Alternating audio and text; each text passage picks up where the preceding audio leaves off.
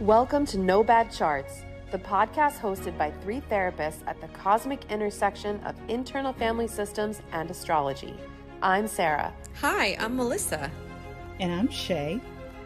Each month, we invite a guest and our listeners to get to know their parts, access self-energy, and map their inner world more fully through the expansive lens of the zodiac. All charts and all parts welcome. Welcome to No Bad Charts. This is our first ever inaugural episode. Could not be more excited to be here with our guest and our two co-hosts. I'm Sarah. I'm a licensed professional counselor, an IFS trained therapist, an EMDR therapist, all of that stuff. But also, I'm an IFS-inspired astrologer. And to me, what that means is bringing the wisdom of IFS to the wisdom of astrology and kind of deepening the IFS work. So I'm excited to have this space to kind of explore more of these conversations with people who are maybe already doing some of their IFS work and are maybe astrology or spiritually curious. To me, No Bad Charts, it just kind of names this commonality between parts work and astrology, where there's everything in your system and everything in your chart has a good intention for you. So there are no bad parts, there are no bad charts. To me, that's also not to kind of gloss over things and say, like, make it fluffy. Like, there's also not like all good charts or all good parts. It's more like looking at it from the complexity of there is an intention behind this. That part of you has an intention for why it shows up that way. And if you have something in your chart, there's a spiritual intention behind it as well. So yeah, I love learning about all this stuff and I'm excited to dig in. I want to introduce our other two co-hosts today. We have Melissa Guttman and Chae Reid. So go ahead and say something about yourselves. All right. Hello. I'm Melissa, and I'm a therapist in New York, IFS and brain spotting trained, and I bring astrology into counseling sessions as well. And Sarah and I met on Instagram. We realized we were chart twins or siblings. We have lots of similar placements. And at first, I was going to her for IFS consultation, and then I went through a breakup, and the consultation turned personal. And she said, "Can I pull up the chart of this other person?" And she blew my mind and really helped me get the context I needed to move on from the relationship. And I was like, okay, now you're my astrology tutor. So that's basically how this happened. And then Chae and I ended up in a tutoring group with Sarah. So I'll let Chae introduce herself. Hi. So excited to be with this group. I'm really honored. I'm Chae, and I'm a licensed associate counselor in New Jersey, and I'm also a registered dance movement therapist, IFS trained, and also brain spotting trained, as is Melissa. And Sarah used to be my clinical supervisor as an intern, and I never would have thought that meeting someone as an intern would turn into a lifelong relationship and a friendship and a just an interesting learning experience that also has a great personal impact too. So it's been incredible, and I've just been so happy to just be a witness to Sarah as she's evolved and grown all this time. And I feel like I've known her all my life, and feel like I've just been honored just to be a part of everything that she's doing and everything that Melissa's doing too. So happy to be here. So nice, Chae. I love it. Okay. So, Caitlan, I'm excited to introduce you as well. I'd love to hear and, for the audience to tell a little bit about what it is that you do, your background, and maybe something that you're curious about when it comes to astrology. First of all, hi everyone. It's so fun to be on this podcast and big fan of all three of you and your work and the ways that we've gotten to connect on the internet and be in each other's little web. So hooray for that. Hi, I'm Caitlan. I'm a licensed therapist, technically LPC if we're doing some letters. And I have training in IFS and I have training in human design, and I bring human design and IFS together in my work. And I've now evolved that to start mentoring entrepreneurs and therapists in business and using like parts and charts, I guess, if we want to use that language, to really create like a business and a practice that feels like us. And that's what's lighting me up these days. I have my own podcast. Two of the three of you have been guests, so Chae, I guess you're gonna have to come on and be a guest as well. Yay. And it's called Return, and it's all about like returning to ourselves. And I think our charts, astrology, human design, and otherwise can help us do that. And you asked me what I'm curious about astrology. Is that right? Did I? Yeah. Okay. Did I hold that? Okay. Yes. Yep. You got it. Um, so I'm most curious about, well, all of it, but a lot of the like North Node, South Node stuff that we talked about when you were on my show, Sarah, I guess over a year ago. And then I'm also like very curious about the language and context that you use around like burdened and unburdened expression. Mm, Specifically for me, and I think we're getting into my chart because yes. I am triple fire, but I feel on the inside very like grounded and earthy. And Mm-hmm. so I definitely feel this like polarization to talk about it in parts terms of Yeah. like go, like whoosh energy, and then also like chill on the couch under a blanket energy. And like I know my Venus is in Taurus, and so I feel these kind of like back and forth, and it definitely shows up in my business and like how I show up online. Like I'll be there and then I'll be gone and then I'll be there and I'll be gone, and that works for me. But that's what I'm curious about. I hope I landed the plane.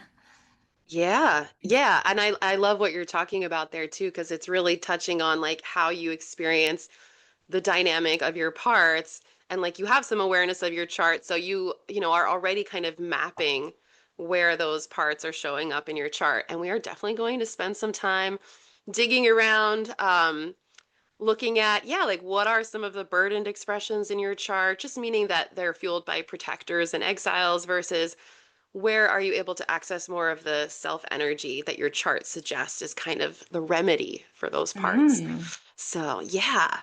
Um, since it's our first episode and we're kind of like doing this thing where we're going through the zodiac, so we're just going to be doing like one episode a month to kind of highlight more about the zodiac sign of the season.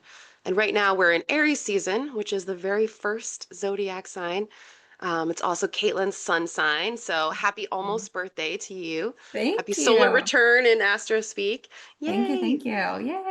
Yay. Yeah, and so I thought we could start by sort of dialing into not just the self energy of Aries, but also like how do some of our parts respond to the call of Aries, right? Aries archetype is like the warrior, the survivor, the pioneer. It has this very kind of fiery go-getter energy to it, which I heard you also like, touching on those parts of yourself that you're aware of as well. Um, but I wanted to invite everyone for a moment, everyone here and everyone listening.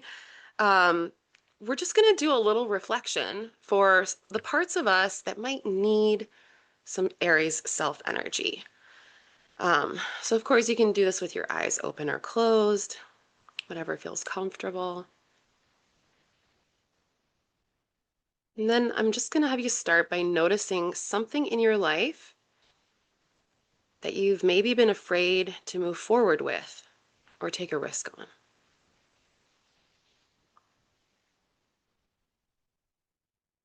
Something that might feel exciting, but maybe a little scary.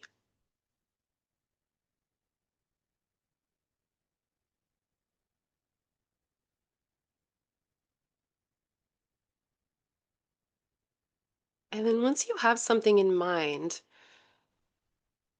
just become aware of the internal chatter that comes up around this for you.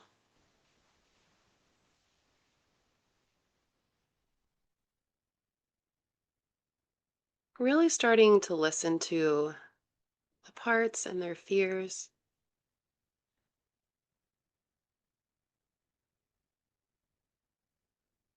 Is it safe?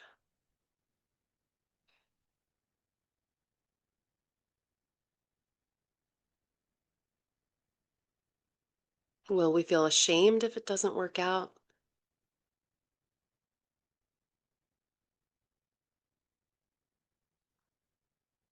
Can we survive that kind of loss or risk?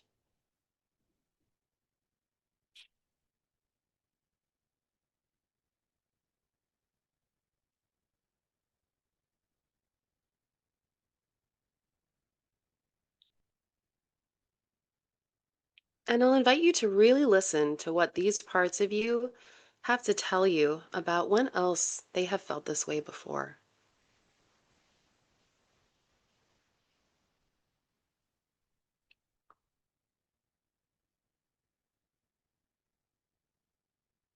What did they learn in the past about taking risks that still feels true now?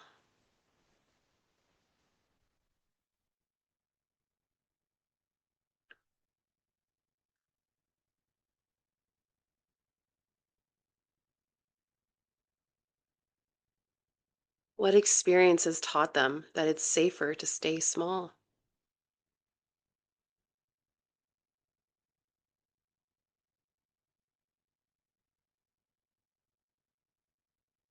How did they learn that the things they most want aren't worth fighting for?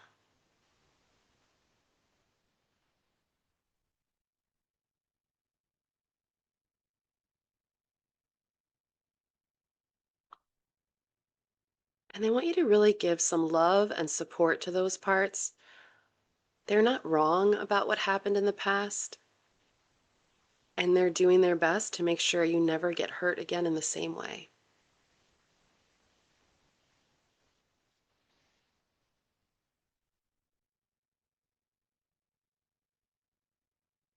And as you're standing with them in support with deep care for them, I want you to notice that there is something else inside you too. Something within that says to these brave, wounded warriors, I love you so much. I will always fight for you. Every single day of knowing you, you have my full vote of confidence. There is no mistake or misstep you could ever make that would take away my belief in you.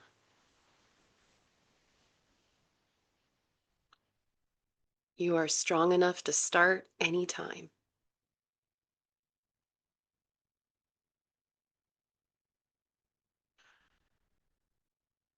I will never stop believing you can have what you want and need.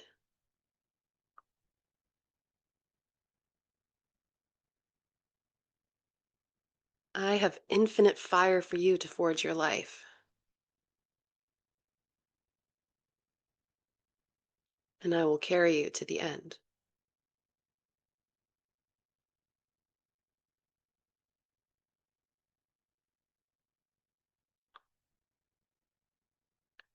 Now take a few closing moments to soak in that energy that comes from somewhere strong and courageous inside you.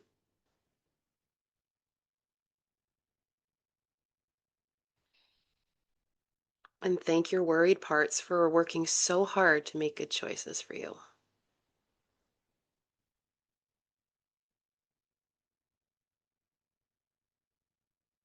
As you say goodbye for now, let them know you'll be back to connect another time.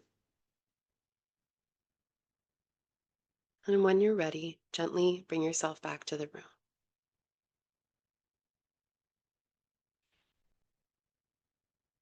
Okay.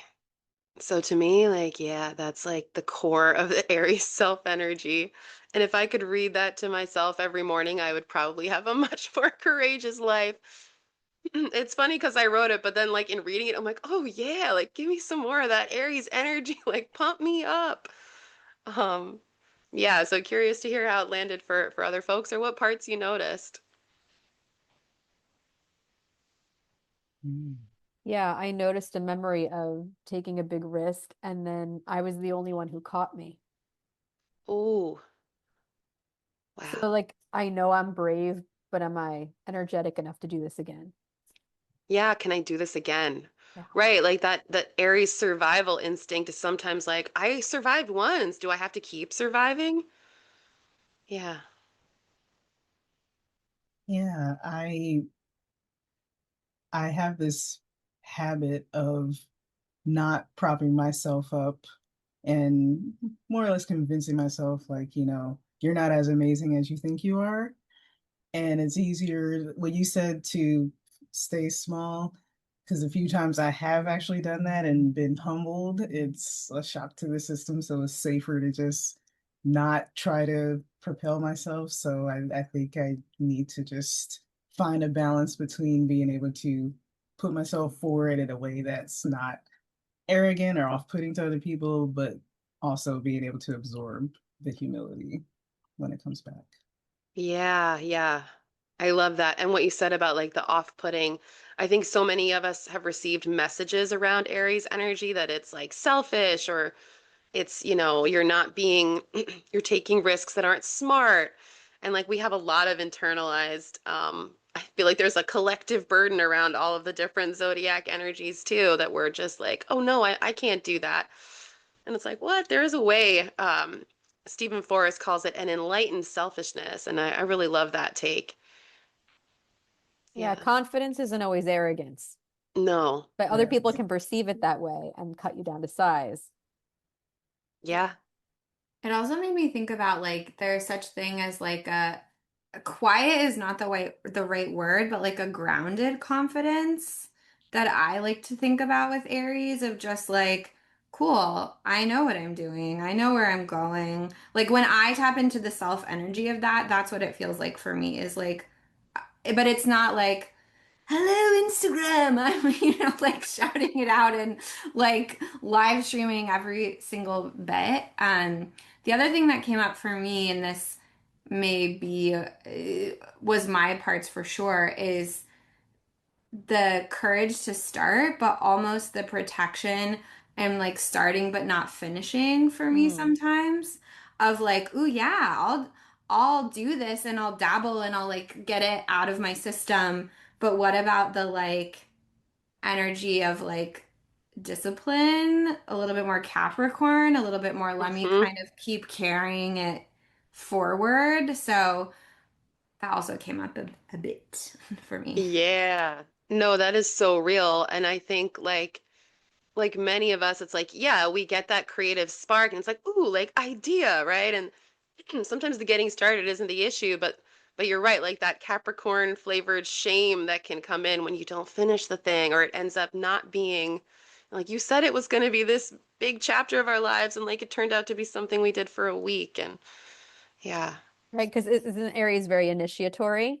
So it's Mm-hmm. like the Mhm. spark of inspiration and you're a leader, but maybe, yeah, working on finishing, or you don't always have to. But yeah, there can be that judgment or burden around that.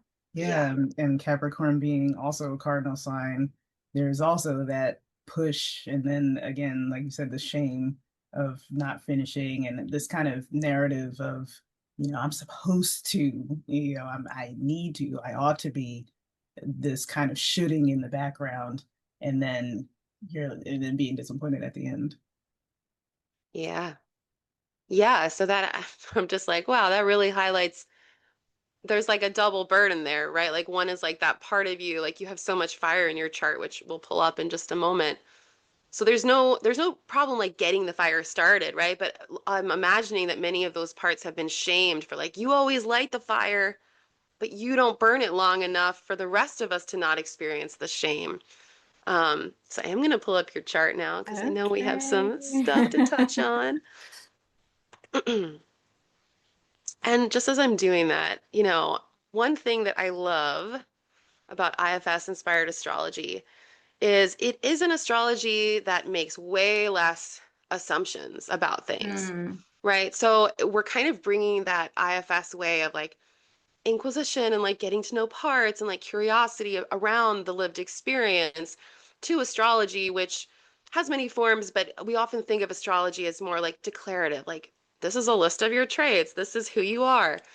But when we bring the IFS lens to it, I even notice that in my language, you will rarely hear me saying like I'm a Cancer.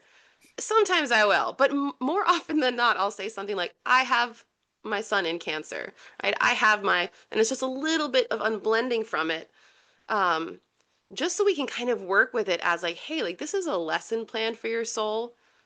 This is also probably a map of the experiences of your parts. But what we can never really see just by looking at the chart is how much access to self energy is there? What is Mhm. the self to part relationship like, right? So we see like a spectrum of possibilities, we see some energies.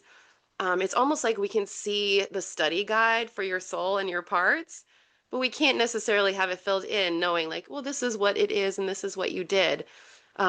So yeah, I just love to bring that up because as we kind of get to know your parts through your chart a little bit more, we'll probably be just digging around and asking some questions and kind of seeing what comes up. So Chae, as our resident Capricorn, I wanted to invite you to kind of carry on what you were saying about that and kind of noticing some of the things in Caitlin's chart that connect with that as well. Yeah. So in the cardinal energy of it all, you have Mars and Capricorn in the second house of resources, and with Mars being ruled by Aries in Capricorn. So it's almost like you have a double cardinal energy there. And I'm just curious about how that's played into your life. And in my mind, I conceptualize those two things as Aries being the starter of the energy to move forward, and Capricorn is like the start of the journey to become a master, the start of Mhm. the journey to become a leader. And when those two things are together, it almost becomes this, I need to start, but I need to be a master or a leader. So I'm just curious how that has played into your life, especially it being in the second house, where I wonder if there's any implications about resources, or especially in relation to your career. I'm just curious about that. Reese, wow, this is very apropos. I mean, you just really can't make this stuff up. Yes, okay. So Capricorn needing to master versus Aries starting. Well, I feel like it is kind of a a part, like I get tangled in my parts sometimes. I get tangled up with them because there's of course, the initiating parts that are like, yeah, let's do this. My Aries parts are very like, don't tell me I can't, or just like hold my coffee and we're gonna go, okay? If someone tells me I can't do something, it just my Aries parts are like, sure, sure, we're gonna do it. I think where I work harder to unblend is then when Capricorn comes in and is like, yeah, but you need to be, you need to have X amount of experience. And then I need sometimes external voices or a lot of self energy to unblend from that and be like, wait a second, actually, I do have a lot of experience. Like, even thinking about moving into business mentorship, I'm like, oh, but like, wait a second, I've been in business for 6 years as a private practice and running my own business. I worked in the business world before I went back to school to become a therapist. Like, I have to actively remind myself of these things and help my parts see, like, if we don't get caught up in the conditioning, there is so much to offer or a different vantage point to see. So it is definitely a place where I get crossed and tangled in the web. And it's still an ongoing piece. And then I think in the second house with resources, I have parts that are like very great at assessing resources, but can easily go, and you guys are the experts, so you tell me, can easily go into what feels like a more burdened expression of but I don't have enough resources, or like I need the resources now, or what's coming up sometimes is like there's not going to be anyone for that, or like there's not like enough of something, like a little bit more scarcity energy, which feels like a burden, but y'all tell me if that reads into the chart. Yeah. Yeah, so it's interesting.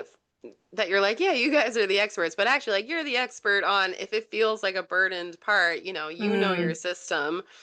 Um, but I also like, yeah, as you're talking about this, I'm kind of clearly seeing in my mind the Mars in Capricorn in the second house. And one way that I kind of look at that through the IFS astrology lens is finding a part. So F is for the function of the planet. So we have your inner warrior, which is Mars, with the intention of Capricorn to like meet really high expectations.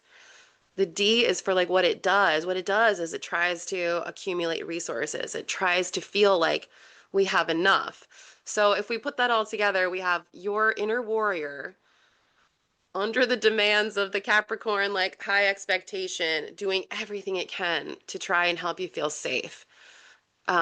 And we can imagine that, as you're describing, like, yes, there would be a burdened expression of that, as well as what would the self energy be.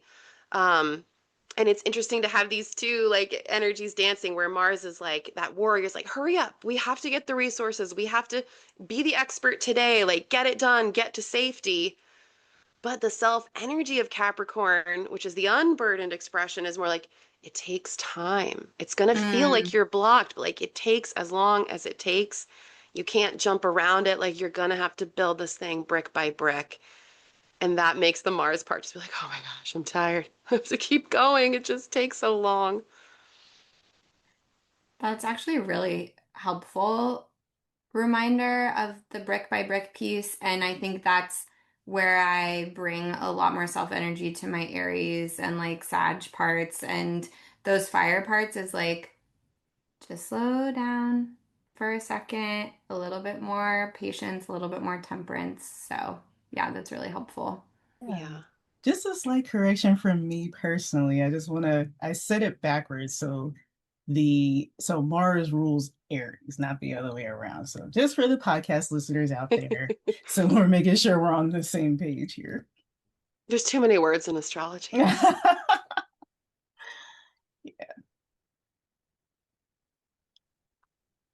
Yeah.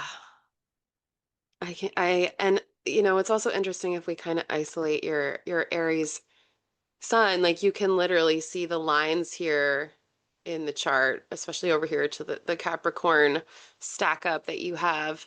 Um, they're putting some pressure on each other, right? Like one part is Mm. like it's probably what we'd call a polarization in IFS, right? But like one part is like, well, come on, like if we don't get started, what are we doing? We have to get started. And then like the Capricorn energy over here is really it's interesting too because you have the planet Saturn, which is our inner disciplinarian, right? So that part's like, hey, slow down, like don't go too fast. There's a bit of a wild card energy with the inner rebel Uranus being like, well, why? We don't have to do it like everyone else does. And then we have a little bit of the dreamy Neptune being like, well, if we can envision it this specific way, like we can do it. And meanwhile, that's a lot of different instructions, right, from different parts. The Aries Sun down here in the fourth house of like psychological and emotional processing is like, okay, but where, like, who am I taking my running instructions from? Like, what race am I running?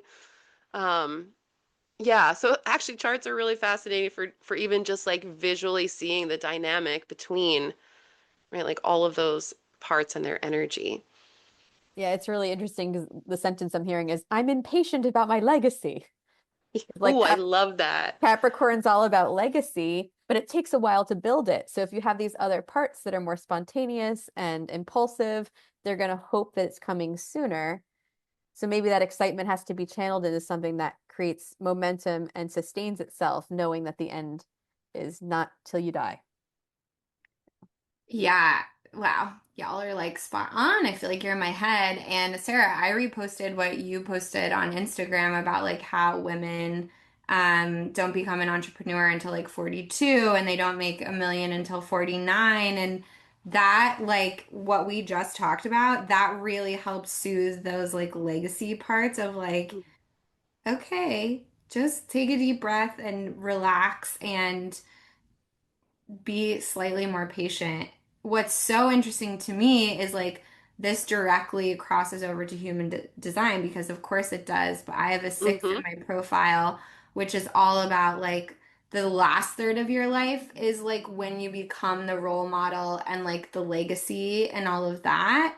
But the first 2 thirds are like the first third is experimentation and the middle third is like refining your craft. And I feel like I'm in the refining your craft, but I have so many parts that are like, okay, but we're good at it now. Like we need that thing now. And it also just reminds me of like my Aries parts can be very validated by the immediacy of the world right now too, like that immediate validation and those aspects. But this is a helpful conversation of like our life's work should take time to build.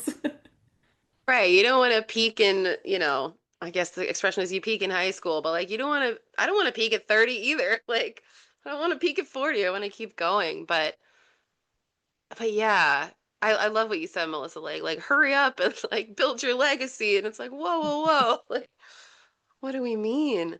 Remember, it takes Yeah. 10,000 hours to master something, right? My gosh, does it really?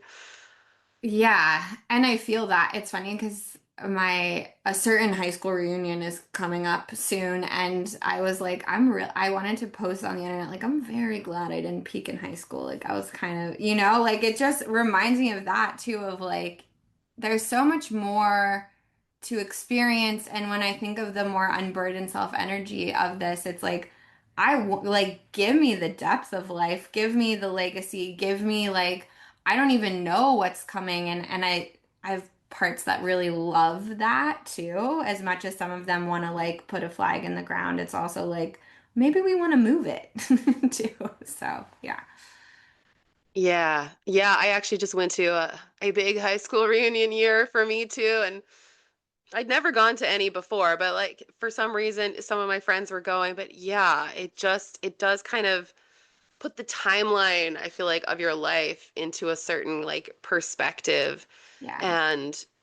And yeah, I'm thinking now about like, okay, like how do we, if we're thinking of this in terms of like parts work, like what do we give to these Aries parts that they really do actually need some instant gratification? Like that's um, it's not like wrong for them to want or need that, right? But if they've set their sights on like the Capricorn goal is the thing that will give me that gratification, it's like, Mm, ooh, like they're going to be so constantly facing and going through that cycle of disappointment over and over. Um, so I almost think of them as like kids and like what do we give them that's like fun now? That maybe helps with the bigger picture, but isn't like, all right, like get us through this whole entire setup. So Yeah, they need yeah, dopamine hits. they need dopamine hits. Yep. And I, also like maybe being fed a little bit by praise. Because you have the Leo moon as well. So like maybe some Mm. some attention or excitement around something you're doing in the temporary scheme of things, knowing that your legacy is long term. Yeah, that's so true. And I'm glad that you brought in the Leo moon. Because to me that adds this other element of like needing to feel. So your Leo moon is in a supportive aspect to your Aries sun, right? They're all like they're in this fire element. But with the moon, with the moon parts of us, those are like looking for some like emotional support and they mm, want to kind of feel that on the day-to-day basis. If we think about the moon, it goes through different phases. So it's kind of like how you ride, the tides of your life. And yeah, Melissa, I feel like you hit it on the head with like those parts like need to feel seen by you. They probably need to feel seen by other people in a way that's satisfying enough.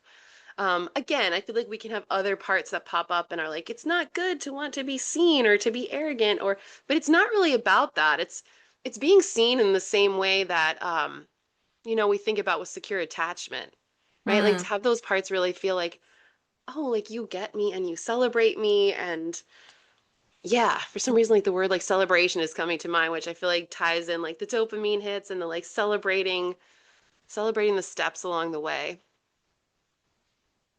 Yeah, I am actively trying to get a lot better at that of like celebrating myself. Or this was the first year that I like celebrated my podcast and like it just turned 3 and I celebrated that. But that was the first year that I did that.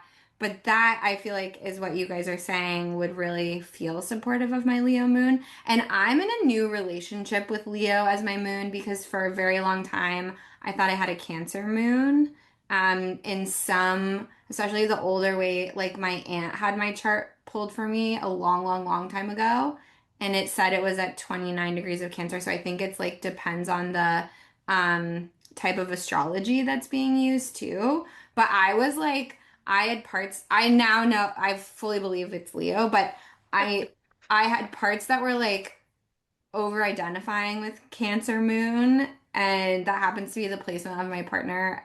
That's their moon and also my son's moon. So it's just like funny now because I'm like, I'm a Cancer moon, and we're all, oh no, we're not. We're just Leo. But um, I definitely some protectors have exiled some of those parts that wanted to be seen and celebrated. And that piece, like just for listeners, if anyone's interested in the parts work that maps to my chart, it's in a really ongoing piece of work for me right now is to like really reparent and reclaim and like love on those parts that wanted, yeah, I can feel some emotion coming up, but like wanted to be on the stage and then just kind of Mm. like remove themselves from the stage based on conditioning. But yeah. Yeah. Absolutely. And like there's a vulnerable self-expression to Leo, and also the inner child is an archetype of Leo. And so we think Mm, that's like a really pure intention. I think of myself as like a theater kid, right? Like wanting to be seen for all that you are is a beautiful thing. And we are told we don't deserve that or it has a negative connotation. So I'm so glad you're coming back home to that initial inspiration. Yeah. I Yeah. love that too. And it's so interesting, like when you talk about like reparenting that part of yourself, like in some ways doing IFS work is the reparenting, right, of all of our parts. But if there were any part that I was like, let's focus in on this one to reparent in any person's chart, I'm like, we have to look at the moon because it is mm, all about the conditioning. If you think about the moon, not only does it go through phases, but it goes through phases of light that are just a reflection of the sun, right? It actually doesn't mm, have a light of its own, right? And so it really is all about this early conditioning. Um, and just like to add another element here, but in the eighth house too, it's like there's something about it that it's like, oh, it was more hidden than it actually feels mm. natural for it to be. And like it wasn't really safe to step into that. Yeah. And side note, hopefully we have your accurate birth time because if we don't have the right birth time, you might be a Cancer moon. But going by what you said, it's actually very Leo moon to be like, I'm a Cancer moon. Like, oh, this is so cute. Like this Oh my Leo God. moon is like playing dress up in Cancer, and it's like, look at me. Like this is right, almost like safer to do that than to actually be itself.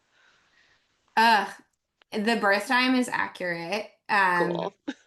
So, and I do know that and like that actually feels like your statement just now, Sarah, of like playing dress up in like that feel like it's like I like oh, I'm a therapist. Like I'm, I like want like parts of me want a Cancer moon because like I freaking love like I love Cancer for so many reasons, but it does feel like a little bit more performative if I become very honest about it. And what feels more accurate to me, and when I think about myself as a child around like 6, 5, 6, before conditioning like really hits us and we're in this beautiful expression, was like full Leo moon. I was doing performances every afternoon on my grandmother's back porch, like singing and putting on shows and dressing up. And she just like loved on that energy so much. And then other adults in my life did not and called me like Drama Debbie. And there was a lot of like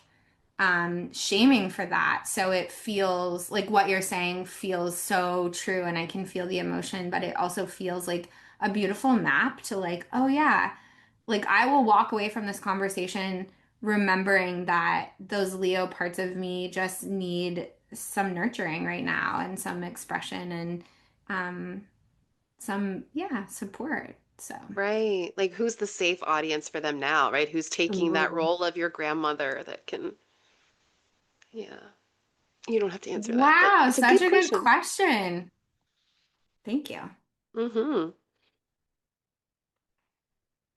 And I mean, even Sagittarius rising, I feel like the big theme of Sagittarius is finding the truth. And so to me, that standing next to a Leo moon is, who am I authentically and what is true about me and who is going to, like we said, be the witness to all of that. Chae, did you read my morning pages this morning? Were you in there? Were you I, reading them? I was not actually. No, I'm just kidding, but that's like essentially some of what I was writing about this morning is like I think well, what I notice is I have parts and I notice other people's parts who ask that question, but I feel like I'm at a place where I ask that question and I like deeply want to know the answer. Like I'm like in the digging, like I know like the layers now, and I'm like in the like I want to know. Like we're in the trenches, we're like deep in the dirt. I'm like I'm sitting in it, but I really want to find out. Kind of in a like warrior way of like that's part of this journey now. So I really appreciate you bringing that in, and yeah, I'm definitely digging around in there to find the truth.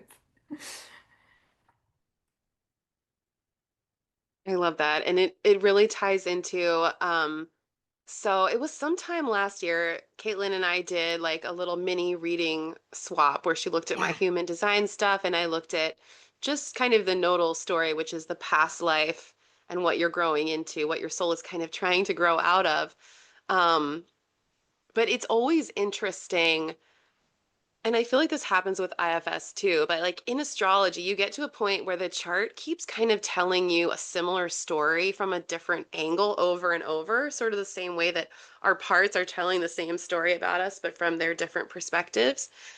Um, and yeah, all of this like digging around and like finding the answer is reminding me of this other polarity in your chart, which is moving away from we have the Virgo past life intention to like get it right in the ninth house of like philosophy and spiritual beliefs. So like let me get the right belief system or the right philosophy or the correct higher education or qualification or whatever that I need. And it's moving you more towards, well, it's your choice really, but if you do more of the unburdening around some of those past life burdens that parts also can carry, it's bringing you more towards like open-ended questions, right? Mm. Skepticism, more curiosity versus, right, like arriving at this kind of knowing. So, yeah, it's just like fascinating to think about like that bigger journey and then like everything else in the chart kind of naming like the parts perspective on like, well, what are you doing with that now? Right. So even if we think about like some of the Capricorn energy in the chart that's like, well, high expectation, right? Like that earth energy, get it right. It has to be important. Everything you do has to be important. Right. And then that Aries fire energy of like, but I think I'm here to like maybe take some more risks and maybe like do some more stuff. So yeah, but that Sagittarius rising is also like, but don't forget, like taking that spiritual path, like it is an authentic way for you to navigate all of that as well. So, yeah, I just like love all the layers to these things. Yeah, I love the open-ended piece. It feels a lot more freeing than like the more philosophical, like kind of the right answer the right way. Um, and like the more flow to it as well of like I think as you guys were sharing, what came up for me is like cool, that open-ended question of like what's the truth of who I am right now in this moment, and like how might that be different in 6 months, in a year, and 2 years. And I love the evolution of all of our journeys. And that to me is like one of the most beautiful things about being human. And I love my therapy business. It's like nowhere public, but like you have to name your LLC. And I thought about this for so long and I was like, what am I gonna call this business? And it's called Hope Evolution Therapy, which is like for me, there's like a lot of like hope and constantly evolving. And I like the word evolution because I don't know if it always necessarily needs to be like change or growth, but there is some kind of like it looks different. Like I look different than I did five. You know what I'm saying? Yeah, Okay. absolutely. And to me, like, that's one thing that, and I'm sure this exists in IFS on its own, but astrology for me really brought that like cyclical nature of our evolution and our journey into just like much more focus. And I feel like it gives permission that like you're not just going to go inside and find a part and heal it and like you're done now. It's like what? Yeah. Like no, like we're as long as we're going through this human lifetime, like we're on this soul assignment. And so we're going to keep cycling back to things. Even like if you look at things in astrology like transits and you kind of track how they're touching these certain parts, it's like, oh, it makes sense that this part that I've worked with before is like needing this attention from me again. Mm, And like what's evolving to me is not necessarily the pattern or the struggle because that's just like through life, but the relationship to it. And so like to mm. and like yeah, like that's what ends up looking different in the IFS work, but I think astrology for me like really helps just kind of like bring that into more focus and just like gives permission that like yeah, these things are going to happen. Right? There's transits that happen every year. There's transits that happen every 12 years. There's all these different ways of looking at like what is the energy that's ripe right now, right? And like, how am I handling this relationship with myself differently than when this same kind of thing came up for me 5 years ago or 10 years ago? So, yeah, hope evolution. I love that. It's beautiful. Thank you. Maybe I should put that more public. Only my clients know I because it's know. on my like whatever super bills and stuff. But yeah. That's so funny that your therapy business is like this underground entity in your life. But yeah, it also sounds like it's been very fulfilling. Okay, I'm trying to think, is there anything else I want to make sure are there any questions that you have, Caitlin, or like curiosities, or Melissa or Oh, Shay, anything you want to throw in? I mean, this is just a really simple one, but I know you used to live in Switzerland, right? And I did. Yeah. you love the mountains. I was also thinking the Venus and Taurus might have something to do with that. But the fact that in your past life, your South Node is in the ninth house of like travel, and so like far away adventure. And then your North Node is in the third house of like local community. And I know that you're now settled back in the US where you were born. So I'm wondering like the first part of your life, often the South Node is a lot about the first part of our life because it's what we're familiar with and what we already know. And so I'm wondering what that's like for you to live in the States, but have been a traveler. And in this lifetime, do you feel like you're more putting down roots where you were born, or do you still feel like that wanderlust? Melissa, have you been in my morning pages? Have you been in my like conversation with my partner? We literally were just talking about this last night. I haven't answered this question. It's evolving. It's really a gift of my life that I have choice and option, and I do not take that for granted. And it's also like, wow, so layered. And for me, there's always movement in my life. Like my mom is a flight attendant. She's retired now, but she worked for Oh, United Airlines. So I've had the very, very, very lucky benefit of pretty cheap flight travel for a very long time. So that I was just telling a friend this, I feel most like myself when I'm traveling alone.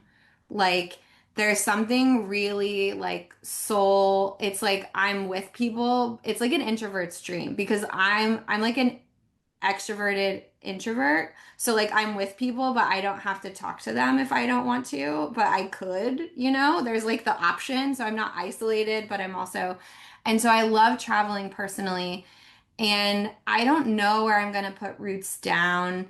We're making our final cut by the time my son is 6. So I have a couple more years, like a few more years on that.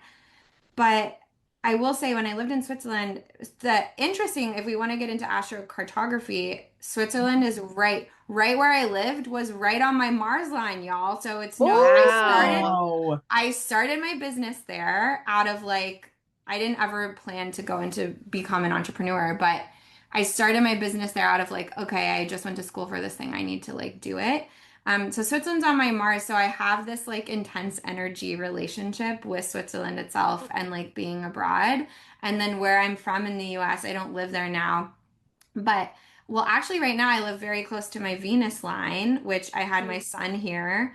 So that makes a lot of sense. I just like love Yeah. this stuff. And then where I was born is like basically my Jupiter line. So I got some pretty sweet options in terms of places, but I don't know if I'll ever solve this. It feels like a polarization, honestly, Melissa, of like, do I root or do I expand and keep growing and traveling? And I've noticed that there are seasons like when I wanted to settle down and intentionally bring a child into the world, I was like, I need to be rooted, but I'm starting to feel a bit more,